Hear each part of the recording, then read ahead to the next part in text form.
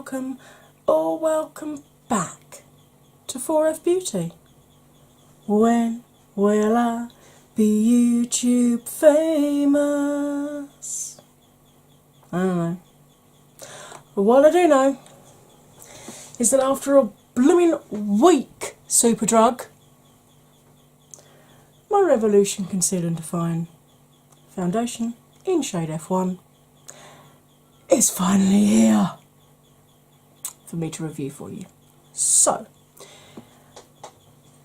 if you want to see exactly how this applied and how it wears on my 44-year-old oily combo skin, you, my friend, are in exactly the right place. Here it comes. Hey, welcome back from the intro.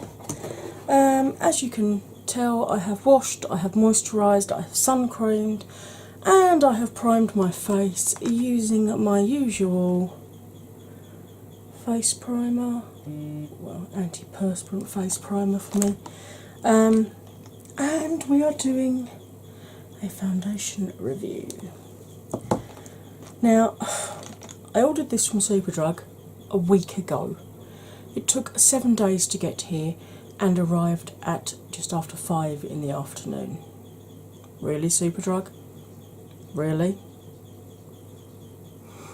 So I'm rather late getting this foundation review up, for which I apologise. However, blame Superdrug. Right, because I don't know yet how this will apply best, I'm going to go in with a sponge on one side and I'm going to use a brush on the other. Now, this is the Real Techniques Expert Face Base brush.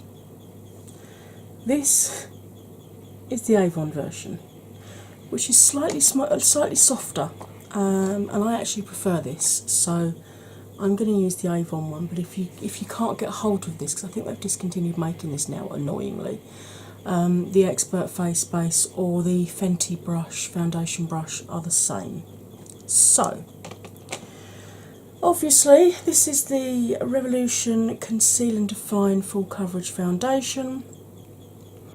I've got shade F1, as you can see, and just to show you in comparison to the size of the concealer, you can see it's a bit bigger, just a little bit, just fractionally bigger. You don't get the full 1 ounce in this. You get 23 mils, not 30, and it's 0.8 fluid ounces for £9. So I don't quite know why they've decided not to give us the full 30 mils. It seems a little strange, but as with the, I suppose I would give it a shake, haven't I? It doesn't say whether you need to shake it or not.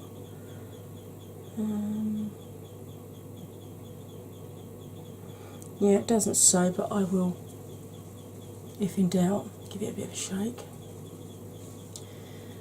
Similar to the concealer, you got a chuffing great big doe foot, as you can see. So let's get you zoomed in. It smells the same as the concealer, just smells like foundation. So let's get you zoomed in a little bit, and we'll do this side first. Just trying to see how much actually comes up on this doe foot. Oh, there's quite a bit comes off on it, look. I mean, that's one dunk, and I haven't used the, if I go in to use the back of the doe foot as well. So let's try it sponge on this side and see how it applies.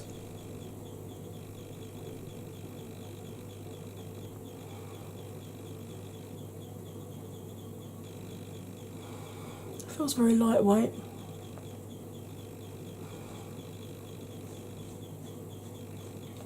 Obviously a sponge will shear the foundation out more than a brush will. But I do find with a lot of foundations I prefer the look of a sponge because it kind of looks less cakey. So there's one side done with a sponge with just one layer. So I think we can definitely see the difference there, but I wouldn't call just the one layer full coverage. That to me is more low medium, because you can still see a dark circle. Yes, it's covered some of the discoloration on my cheeks, but you can still see my mole. You can still see some of the redness of my thread veins on the side of my nose there. So let's go back in and do this side with a brush.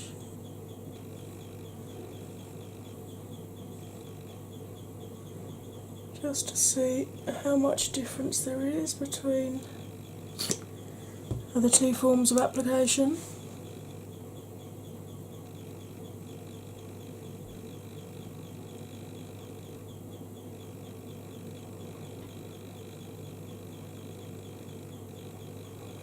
So how's your day been? I hope it's been a good one so far.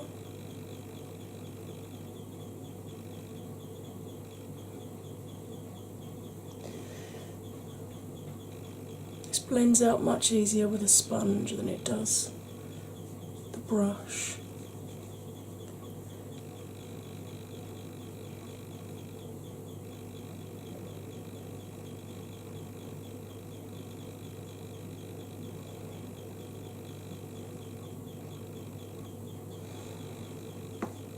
And there you go, there's brush side and that's sponge side. So you can see there is a little bit more coverage this side using a brush than the sponge. But I prefer the way it looks with the sponge. So let's see how well we can build this up.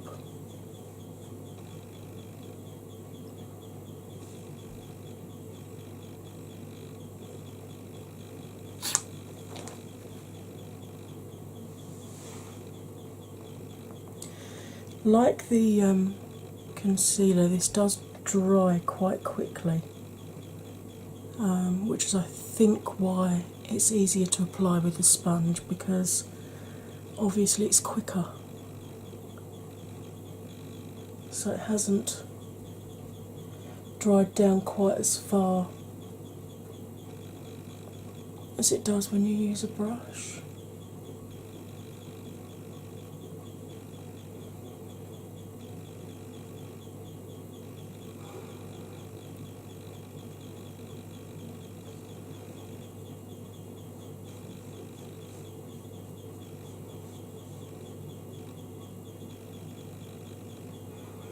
Again, both sides feel equally light on the skin.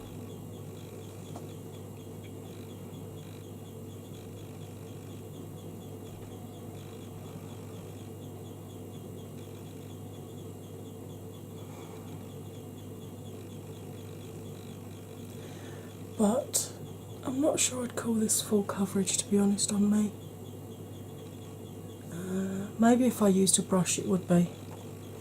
But I mean that's two layers, and you can still see some of the darkness peeping through. You can still see, you know, my moles. It's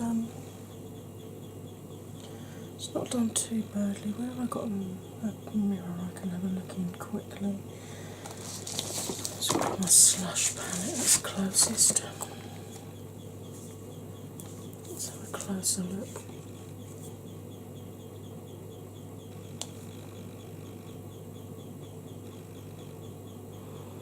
Yeah, I mean it's definitely covered the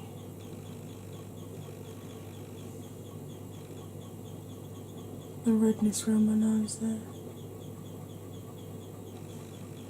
It's definitely, I mean it's drying down almost matte already. If you've got dry skin, probably even normal to dry, I wouldn't think you'd even need to powder this.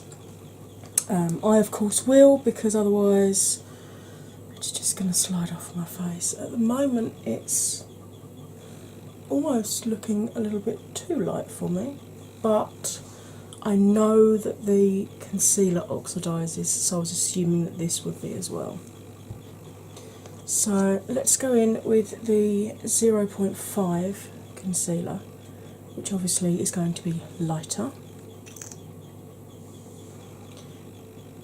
Now, I wouldn't think there'd be any problem at all with blending this, because obviously, same company, same line, still conceal and define, so I wouldn't imagine we're going to have any problems at all here. So let's just use the pointy end of my sponge just to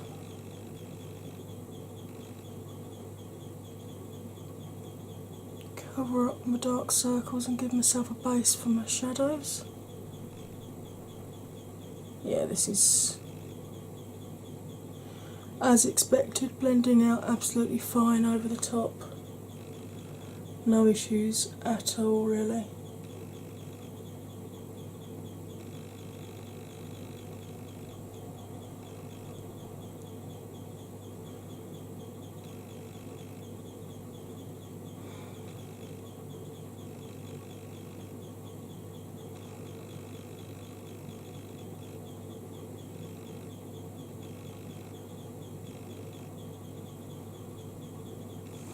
Okay, let's give you a bit of a zoom in so we can have a look at it.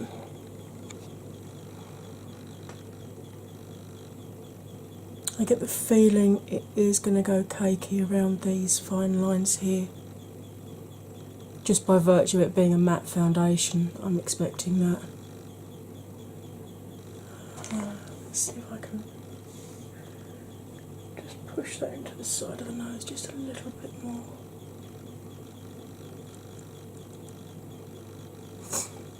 I think I've just taken coverage off now.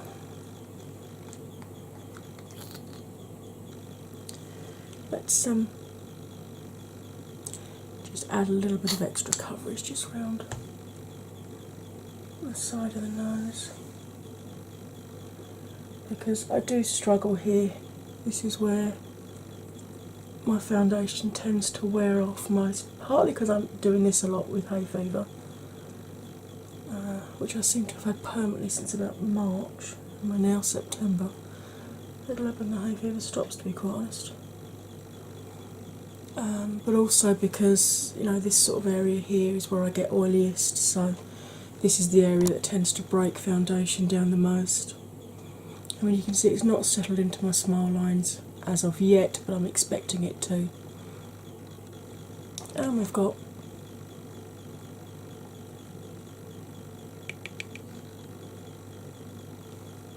there we go. So that's how it looks at the moment.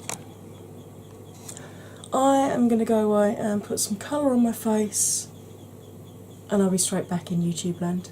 Hey, I'm back. As you can see, much more colourful. I used my Oh My Glitter Get Sprung palette today to do a Persephone inspired look with matching lips liner and lashes. Ha ha ha ha ha. So obviously the foundation has only been on for about half an hour. It's looking absolutely fine. All of my cheek products, you know, bronzer, blush, highlight, blended on top, no problem at all. So it's just a case of, well, for you in YouTube land, you're going to get to see it right now. I've got to wait a few hours before I can do my first check-in. So until then, you'll have fun for the second it takes until you see the, you know what I mean, here it comes. Hey, welcome back. As you can see, I got hot, so as usual, I've bunged my hair up. It's amazing how much cooler you feel when you haven't got hair on the back of your neck. This is on because, again, this is one of my tops that I tend to fall out the side of, which you don't need to see.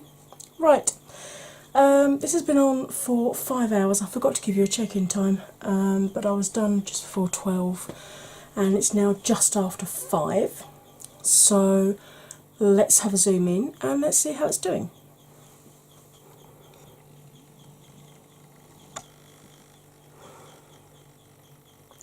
doesn't seem to have settled in that crease there, or indeed in the Hulk as of yet. Under eyes are actually still looking quite hydrated, which for a matte foundation is surprising. It's not splitting too much, just a little bit of caking here, and lost a little bit of coverage just on those thread veins that I've got just there. Still got foundation on my nose though. Yeah, I need to sort my lipstick out. I've just had a cup of coffee. So. Plus, I had grilled cheese for lunch, which dislodged it a little bit.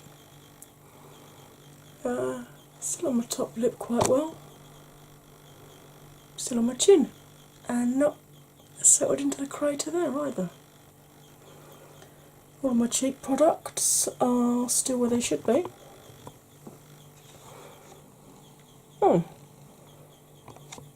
So far,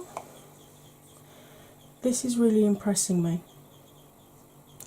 I've got another 5 or 6 hours to go before I can give you my final thoughts on it, but you do not have to wait that long, because in the world of YouTube, it's coming up right now. Hey, welcome back to the final check-in. Okay, it's coming up 10:30, so this has been on 10.5 hours. Let's have a zoom in, see how it's fared.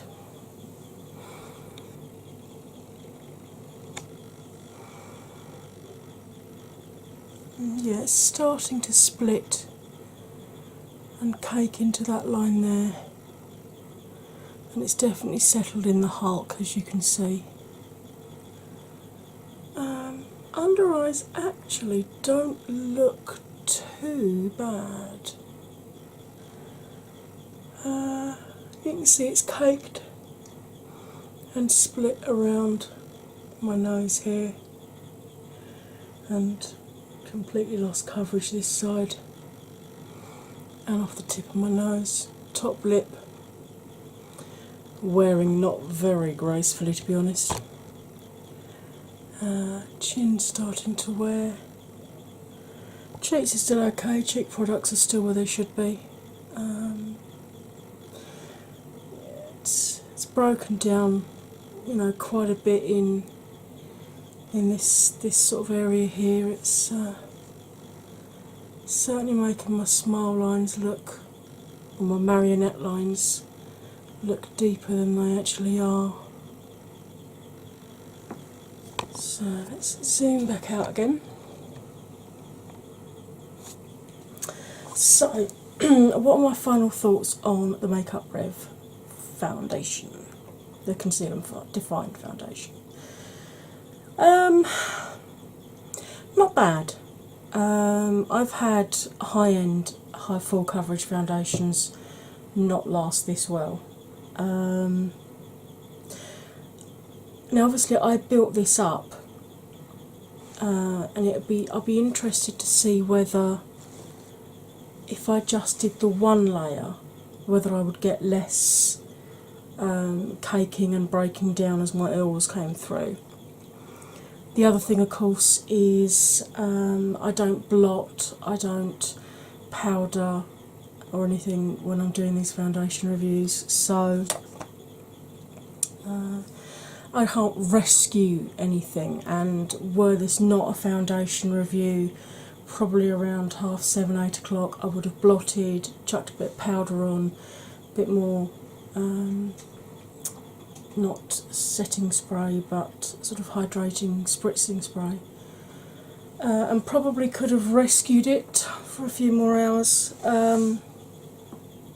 In terms of would it do you for a work day, yeah, definitely. Would it do you for 12 hours at a conference? Not if you've got oily combo skin, not unless you've got somewhere that you can go and do sort of like patch mending. But I mean, this could probably still be rescued. It's it's caked a bit here and here, and I've lost coverage, and it's worn on top lip and chin, but it hasn't kind of separated. It's still, it's not like it's gone oil and water and literally split on my chin. So, you know, it probably could be rescued. Go over it with a damp sponge and maybe a little bit of the foundation just to patch up different areas. Bit of powder, bit of setting spray, and do you know what? I'd be quite happy to go out again, so long as I could just fix my muzzle, basically.